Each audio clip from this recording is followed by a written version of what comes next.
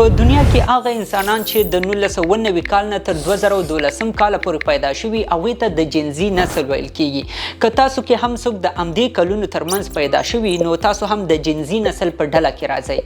او پوهیږئ دا نسل ځکه خاص انسانان ګڼل کیږي چې دوی په داسې وخت کې پیدا شوي چې دنیا له یوې پخوانۍ دورې نه انقلابي دورې ته داخلېدله او دوی د دنیا دا ټول پرمختګونه له ماشومتوب نه تر زلمیتوبه پورې په خپلو سترګو ولیدل او تجربه یې هم کړل. په دنیا کې اوس مهال د دوی نفوس له 2.5 میلیارډو نه اوښتی دی او د نړۍ زیات نفوس هم همدوی جوړوي.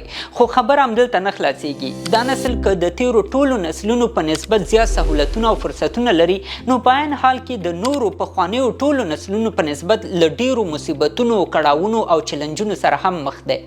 او له دې ټولو سره د جنزي نسل نه ټوله دنیا دا تمه هم لري چې نه یوازې د نړۍ پرمختګ به همداسې جاري وساتلی شي بلکې یو بل انقلابي دورې ته به هم ورسوي. خو څنګه؟ راځئ نن د همدې پوښتنې په خوا کې د جنزي نسل په اړه ځان خبر کړو، د دوی په چلنجونو، فکر، کړو وړو او په دې هم چې ولې دا ځوان نسل د پخوانیو ټولو نسلونو نه جدا انسانان حسابیږي. Gen Z or Gen Z high? More Gen Zers are Gen Z workers enter the workforce. Generation Z. Say recent college graduates can't manage the workload. A new article in the Wall Street Journal explored the reasons behind Gen Z's move to become the quote-unquote two-belt generation. په اصل کې له لومړۍ نړیوالې جګړې وروسته نسلونه په بیلابیلو کټګوریو وویشل شول او دا په دې خاطر وشول چې هر نسل د خپل وخت مطابق فکر وکړی شي. هغه سهولتونه چې دا انسانان په خپل ماحول کې لري له هغې استفاده وکړی شي. په ټولنه کې چې د نسلونو کټګوري واضح شي نو هیوادونه په هماغه رقم تعلیمي نصاب خپل نسل ته برابروي. تجاران او د مارکیټ خاوندان د هماغې نسل د فکر مطابق خپل کاروبار تنظیموي. حکومتونه هم مجبوریږي چې د نوي نسل د فکر په اساس خپل پالیسیانې جوړې کړي. د پخوانیو او اوسنیو نسلونو په اړه پوهېدل ځکه مهم دي چې هر نسل د یو ځانګړي فکر او ماحول سره په یوه خاصه زمانه کې رالوی شوی دی او که چیرته هر انسان د خپل نسل په خوا کې د پخوانیو او راتلونکو نسلونو په اړه معلومات ولري نو د خپل ژوند لپاره یوه کامیابه لار هم جوړولی شي. او که چیرې څوک د نسلونو د دې ډلبندۍ یا کټګوریو په اړه معلومات ونه لري شاید په خپل کور، بازار او د جامعې په هره برخه کې له مشکلاتو او چلنجونو سره مخ شي. مثلا یو هلک چې د ټکنالوژۍ په اوسني عصر کې رازلمی شوی دی ټوله ورځ کوشش کوي چې په انټرنیټ کې لټه وکړي، له بیلابیلو ویب سایټونو معلومات ترلاسه کړي، د خپل مکتب د درسونو په اړه په نیټ کې سرچ وکړي یا آنلاین کتابونه ولولي. خو د همدې زلمي هلک پلار چې په داسې زمانه کې رالوی شوی چې د اوسني زمانې غوندې آنلاین ټکنالوژي نه وه موجوده اوس نو که پلار کوشش وکړي چې خپل زوی هم د خپل ځان غوندې رالوی کړي د درسونو د لا ښه زده کولو لپاره د انټرنیټ او ټکنالوژۍ د استعمال اجازه ورنکړي نو دلته به د زوی او پلار ترمنځ د نوو او پخوانیو نسلونو د تغییر په اساس فکري ټکر رامنځته کیږي. یعنی که د یو انسان ماشومتوب، زلمیتوب او ځواني یوازې له یوې راډیو او ټیپ سره تیره شوي وي او هغه په اوسني نسل هم دا فشار اچوي چې هغه د هم ماشومتوب، زلمیتوب او ځواني یوازې له یوې راډیو سره تیره کړي نو په اوسني عصر کې دا امکان نه لري. په بیلابیلو ریسرچونو کې ویل شوي چې اوسنۍ دنیا دومره مخته تللې ده که چیرته په 1920 کال کې مړه شوي خلک بیرته راژوندي شي او اوسنی ځوان نسل وویني نو فکر به کوي چې دا خلک له کومې بلې سیارې نه راغلي دي او دا ځکه چې د اوسني نسل د ژوند ټول کړه وړه بدل شوي دي. د اړیکو ساتلو سیستم یې بدل شوی دی، د انډیوالۍ بڼه یې بدله شوې ده، د تعلیم او معلوماتو د ترلاسه کولو لارې تغییر کړي دي او بالاخره د ذهنونو یې ډېر زیات انکشاف هم کړی دی. پخوانیو نسلونو هر یو خپل خپل مشکلات او چلنجونه په ژوند کې لیدلی دي. دوی د هماغې عصر مطابق دنیا ته کتل، د هماغو سهولتونو په اساس خپل خپل ژوند جوړ کړی و او شاید هماغه ژوند د ډیرو لپاره کامیابترینه، پرمختللی و ښایسته ترینه ژوند هم و. مثلا اولنی نسل ته یې سایلنټ جنریشن ویل. دا نسل خلک له 1915 نه تر 1945 کاله پورې زیږېدلي وو. دوی په داسې وخت کې پیدا شوي وو چې دنیا له سختو جنګونو سره مخ وه. په دوی کې ډېر داسې انسانانو چې ماشومتوب یا زلمیتوب او یا هم ځواني په اوله او دویمه نړیواله جګړه کې تیر شوي وو. د دې نسل ټوله توجه او فوکس دا و چې څنګه ژوندي پاتې شي. د ډېرو نورو کوشش دا و چې خپل وطنونه چې په جګړو کې وران شوي وو بیرته راجوړ کړي او غوښتل چې دنیا کې امن حاکم شي. له دې وروسته یو بل نسل را پیدا شو چې هغوی ته بیبي بومرز ویل. دوی د 1946 کال نه تر 1944 کلونو په منځ کې پیدا شوي دي. دا نسل له دویمې نړیوالې جګړې وروسته را پیدا شو. دوی په یوه داسې فضا کې وزیږېدل چې دنیا کې تازه امن حاکم شوی و. نو د دې نسل انسانانو هدف دا و چې خپل اقتصاد قوي کړي، پرمختګ وکړي. که څه هم دې نسل د ټکنالوژۍ یو څه پرمختګونه حس کړي وو، خو دې نسل ټکنالوژۍ ته ډیر زیات اهمیت نه ورکاوه. د بیبي بومرز نسل خلک اوس هم ژوندي نو بوډاګان به او ډیر شاید د کار روزګار نه هم لویدلي. له دې نسل وروسته د جنریشن ایکس زمانه را ورسېدله. دا انسانان د 1965 کال نه تر 1980 کلونو په منځ کې پیدا شوي دي. دوی په اول ځل د ګلوبلایزیشن یا نړیوالتوب تجربه کړ، یعنی د یو ملک خلک د بل ملک خلکو سره آشنا شول. دې نسل د دنیا اقتصاد د پرمختګ په حالت کې ولید. همدارنګه دې خلکو د دنیا پرمختګ او ټکنالوژي تجربه کړه. خو د ایکس نسل ډیره توجه په دې و چې آزاد او خپلواک ژوند ولري. د دې نسل خلکو عمر په اوس وخت کې له 45 نه تر 80 کلونو پورې دی. دوی اوس هم د کار او فعالیت توانایي لري او زیاتره په اوچتو دولتي پوزیشنونو باندې هم کار کوي. له دې وروسته چې کوم نسل را پیدا شو هغې ته میلینیلز ویل. دا انسانان د 1980 کال نه تر 1990 کلونو په منځ کې زیږېدلي دي. په اوس وخت کې د میلینیلز نسل خلک له 29 نه نیولې تر 45 کلونو پورې عمر لري. په ډیرو ملکونو کې همدا هغه نسل و چې په اول ځل انټرنیټ تجربه کړ. دا نسل په اول ځل په دنیا کې د ترهګرۍ او اقلیمي بدلون په شان له نورو اصطلاحګانو سره بلد شول. دوی اولنی خلک و چې ډیجیټلي دنیا ته سر ورښکاره کړ. یعنی دوی د ډیجیټلي دنیا په برخه کې د پخوانیو نسلونو او د نوو نسلونو ترمنځ د یو پل حیثیت لري. دا اولنی نسل و چې خپل ژوند له راډیو او ټیپ نه تلویزیون او کمپیوټر ته رابدل کړ. همدارنګه دا لومړني خلک و چې ډیجیټلي گیمونه یې هم وکړل. دا نسل چې څنګه زلمیتوب او ځوانۍ ته ورسېده، سوشل میډیا رامنځته شوه او مشهوره هم شوه. نو په اوسني عصر کې چې یو څه پرمختګ ګورو او پخوانۍ ټکنالوژي په عصري ټکنالوژۍ باندې بدله شوې وینو، دا ټول د همدې میلینیلز نسل کمال و. او له دې وروسته راځي د جنزي نسل چې له جنریشن زی نه اخیستل شوی دی. دا خلک د 1990 او 2012 کلونو ترمنځ پیدا شوي دي. په دې ډله کې ټول هغه خلک راځي چې څوک اوس په 2015 کال کې له 19 کلونو نه نیولې تر 28 کلونو پورې عمر لري. او دا نسل په اوسني عصر کې تر ټولو مهم نسل یادېږي. دا نسل په دې خاطر مهم دی چې دوی دنیا په ډیره تیزۍ سره د بدلیدو او پرمختګ په حال کې ګوري. دوی ټکنالوژي په داسې عصر کې تجربه کوي چې هر ورځ د عروج ورځ ګڼل کیږي. دا خلک داسې وخت کې وزیږېدل چې په دنیا کې ډیر شیان تیار ډیجیټلي شوي وو. او تر ټولو مهم دا چې د راتلونکو 10 نه تر 20 کلونو پورې به دا نسل د ټولې دنیا په مهمو مسایلو کې حاکمان وي. په خپلو فیصلو سره به د دنیا د پرمختګ لپاره نوې لارې چارې پیدا کوي. نو په همدې خاطر دې نسل ته تر ټولو زیات اهمیت ورکول کیږي او د نورو ټولو نسلونو په نسبت زیات ریسرچونه یا تحقیقات هم په دې نسل باندې شوي دي. حتی د ډیرو تحقیقاتو په نتیجه کې د نسل ته د هیرو نسل نوم هم ورکول شوی دی. راځئ د دې نسل ځینې خصوصیات وپیژنو چې د بیلابیلو تحقیقاتو په وسیله راسپړل شوي دي. د جنریشنز په نوم د تحقیقي کتاب کې د بیلابیلو ملکونو زرګونو اوسیدونکو نظریات راټول شوي دي. په ریسرچ کې د جنزي نسل ټولنیزي یا اجتماعي اړیکې د پخوانیو نسلونو نه په مکمل ډول بدلې ښودل شوي دي.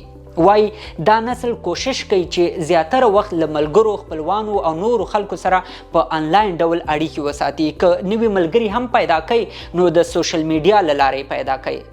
د دوی د حقیقي دنیا اړیکې دومره قوي نه وي څومره چې د آنلاین دنیا اړیکې قوي. له دې سره پخوا کې سروېګانو ښودلې ده چې دا نسل همیشه په دې فکر کوي چې په ټولنه کې هغه فرهنګونه او ناسم رواجونه چې ټولنه یې له مشکلاتو سره مخ کړي باید ختم شي، تر څو ټول خلک د نوې دنیا له سهولتونو استفاده وکړی شي. که څه هم پخواني نسلونه شاید د دوی له نظریاتو سره موافق نه وي، خو دوی بیا هم د سوشل میډیا، مطبوعاتو او آزادو بحثونو له لارې خپل دا ټول بد فرهنګونه او رواجونه وخت نا وخت چلنجوي هم. د دې نسل یوه خوبي دا هم ده چې ډیر زر د دنیا له تغییراتو سره ځان برابرولی شي. مثلا پخوا چې کله تلویزیون ایجاد شو نو دغه وخت نسلونو یې له استعمال نه ویره لرله او فکر یې کوو چې دا به په ټولنه ډیر بد تاثیرات ولري. خو د جنزي نسل چې د ټکنالوژۍ په دور کې رالوی کیږي هر یو څیز ورته د استعمال لپاره که ورکول شي سمدستي ورسره ځان عیاروي او په استعمال یې شروع کوي. د سوشل میډیا استعمال یې ښه مثال دی. همدارنګه دا نسل کوشش کوي چې د مالداره کېدو یا د پیسو پیدا کولو لپاره لنډې لارې چارې پیدا کړي. مثلا پخواني خلک به د پیسو د ګټلو لپاره لرو ملکونو ته په مسافرۍ پسې تلل، خو اوس یو ځوان په ډېرې اسانۍ سره کولی شي چې په کور کې دننه د انټرنیټ او کمپیوټر له لارې ډېرې زیاتې پیسې وګټي. او دا ټول په دې خاطر چې دنیا هر ورځ د جنزي نسل د فکر په اساس مخته روانه ده. دا نسل د ټکنالوژۍ له لارې کولی شي چې هر شیبه په خپل کور کې دننه هم د دنیا هر رقم مهارت زده کړي یا معلومات ترلاسه کړي. د دنیا هر رقم معلومات چې وغواړي د دوی په لاسونو کې دي. دوی هر وخت کولی شي چې خپل استعداد ټولې دنیا ته ورښکاره کړي او دا ټول د ټیک ټاک، یوټیوب او فیسبوک له لارې ممکن شوي دي. مثلا پخوا چې به څومره شهرت خلکو د تلویزیون، راډیو او فلم له لارې ترلاسه کوو، اوس هماغومره شهرت خلک په سوشل میډیا په ډېرې اسانۍ او زر ترلاسه کولی شي. او له همدې وجې داسې فکر کیږي چې تلویزیونونو هم قرار خپل اهمیت له لاسه ورکوي او شاید ځای سوشل میډیا ونیسي. له دې ټولو معلومیږي چې جنزي نسل په داسې زمانه کې رالویږي چې ټول هغه فرصتونه او سهولتونه پکې موجود دي چې له پخوانیو نورو نسلونو سره نه وو موجود. خو له دې ټولو فرصتونو او سهولتونو سره د جنزي نسل له حد زیات مشکلات او چیلنجونو سره هم مخ دی. حتی راپورونه دا وایي چې د تیرو ټولو نسلونو په نسبت دا نسل د ډیرو مشکلاتو سره مخ دی. خو د ځینو ریسرچرانو د وینا په اساس که هر چا دا چیلنجونه له منځه ویوړل هغه به د خپل دور د کامیاب ترینو انسانانو په قطار کې. د دوی یو چیلنج دا ښودل کیږي چې د ټکنالوژۍ پرمختګ له وجې دې نسل ته د وظیفو او کار پیدا کولو کې لوی مشکل پیدا شوی دی. اوس له ډیګریانو سره د دوی لپاره عملی کار او مهارت هم ضرور دی. مثلا که پخوانیو خلکو یوازې د پوهنتون یا مکتب سند لاره نو ښه وظیفه او کار هم اخیستلی شو. خو په اوس وخت کې باید له ډیګرۍ سره هغه مهارتونه هم باید ولري چې ادارات یې غواړي. په همدې خاطر ویل کیږي چې دا نسل باید له اداراتو سره له پیسو بغیر اول کار شروع کړي او تجربه ترلاسه کړي او هغې نه وروسته بیا عملي کار شروع کړي. بل چیلنج دا دی چې دوی په داسې زمانه کې پیدا شوي چې د مصنوعي ځیرکتیا یا AI ټکنالوژۍ هر ورځ پرمختګ کوي او ټول هغه کارونه چې دوی ورسره علاقه لري یا یې غواړي ترسره یې کړي او له هماغې لارې ځان کامیابۍ ته ورسوي، اوس هغه د دوی په ځای AI یا آرټیفیشل انټیلیجنس هم کولی شي. مثلا که چا غوښتل چې لیکوالي زده کړي او همدا خپل مسلک وګرځوي نو دا کار اوس مصنوعي ځیرکتیا هم په یو شکل خلکو ته کولی شي او هغومره چې پخوا په اداراتو کې د لیکوالانو ضرورت اوس شاید نه وسی. نو د دوی لپاره دا توصیه کیږي چې باید د خپل خوښې مسلک په خوا کې په داسې زده کړو، هنرونو او مهارتونو باندې هم کار وشي چې هغه په راتلونکي کې ارزښت پیدا کوي. په اوس وخت کې د جنزي نسل لپاره تر ټولو لویه ننګونه رواني او ذهني مشکلات دي. د بیلابیلو معلوماتو په اساس په دنیا کې 80% د جنزي نسل د انزایټۍ او ډپریشن ښکار دی. دا د تیرو ټولو نسلونو په نسبت زیاته فیصدي ده. نو دا نسل د رواني ناروغیو له وجې ډیر یوازیتوب احساسوي او دا یوازیتوب او ذهني فشار بیلابیلې وجې لري. مثلا د سوشل میډیا ډیر استعمال د دوی په رواني صحت باندې بد تاثیر لري. خلک په فیسبوک، ټیک ټاک او یوټیوب کې یو بل ګوري، له یو بل سره ځان پرتله کوي، د ځینو ځان اوچت حسابوي او له ځینو ځان ټیټ حسابوي چې همدای په ذهني حالت منفي تاثیر لري. همدارنګه زیاتره ځوانان په دې نه پوهیږي چې د اوسني اثر مطابق کوم مسلک د ځان لپاره انتخاب کی او له همدې وجې ته لاره ورکه شي او وروسته بیا د خپل مالی او اقتصادي حالت لپاره ځورېږي. نو ټکنالوژي کله یوې خوا د جنزي نسل لپاره فرصتونه برابر کړي دي، نو په څنګ کې ورته مشکلات او خنډونه هم جوړ کړي دي. اوس نو د جنزي نسل یو مسؤلیت دا ښودل کیږي چې په خپل ځان باندې کار وکړي، په دنیا کې له نوو پرمختګونو او ایجاداتو نه هره شیبه ځان آګاه وساتي او ځان له نوې ټکنالوژۍ سره تر نهایي حده پورې بلد کړي. خو په عین حال کې متخصصین دا توصیه هم کوي چې دوی باید له ټکنالوژۍ سره د بلدتیا ترڅنګ خپل رواني صحت ته هم ځانګړی پام وکړي. او بل مسؤلیت یې دولتونو پورې اړه لري. مثلا په دنیا کې ټول ملکونه دا وخت په جنزي نسل باندې سرمایه گذاري کوي. هغوی ته د اوسني عصر مطابق د یو ځانګړي تعلیمي نصاب د جوړولو کوششونه کوي. په خپلو دولتي پالیسیو کې د هغوی نظریاتو، ارمانونو او خواهشاتو ته ډیر زیات په دقت سره پام کوي او دا ټول په دې خاطر کوي چې په راتلونکو 20 کلونو کې به د دې پرمختللي او ډیجیټلي دنیا د ډیرو چارو تنظیم همدې نسل ته پاتې او دوی به یې رهبري کوي. دوی فکر کوي که چیرته د دې نسل په روزلو کې وړوکی غفلت هم وشي نو د یو قوم او ملت ټول سرنوشت ورسره خرابېدی او وروسته پاتې کېدی شي. یعنی باور دا دی که په هر هیواد کې دا نسل خلک په نړیوال سټنډرډ وروزل شي، د پرمختللي تعلیم او هنر زده کولو سهولتونه ورته برابر شي، نو په راتلونکو وختونو کې به هماغه هیواد سره په ټوله دنیا کې ډیر قدرت او واک موجودي او څوک به ورته ضرر نشي رسولی. ټیک لکه 10 کاله پخوا چې کومو ملکونو خپل ځوانان د اوسني دور لپاره آماده کړي وو، هماغه خلک په اوسنۍ دنیا کې تر ټولو زیات واک لري او په ځینو ملکونو کې چې د هغه وخت نسل ته ځانګړې توجه نه وه شوې، په جنګونو کې مشغول پاتې شوي وو او د نړۍ له پرمختګونو لرې وساتل شول، نو اوس لیدل کېږي چې د ټولې دنیا له سیالۍ هم لرې پاتې شوي دي او په نورو ملکونو او خلکو باندې تکیه شوي دي. د نسلونو په اړه دا موضوع بېلابېل اړخونه نور هم لري. تاسو کولی شئ په نورو برخو د لا ښه پوهېدو لپاره بېلابېل لیکل شوي کتابونه، مقالې او یا لږ تر لږه په انټرنیټ کې ورپسې سرچ هم وکړئ. هیله ده چې دې ویډیو به تاسو ته د جنزي او نورو نسلونو په اړه بېلابېل معلومات درکړي. تر بلې خپرونې د الله په امان.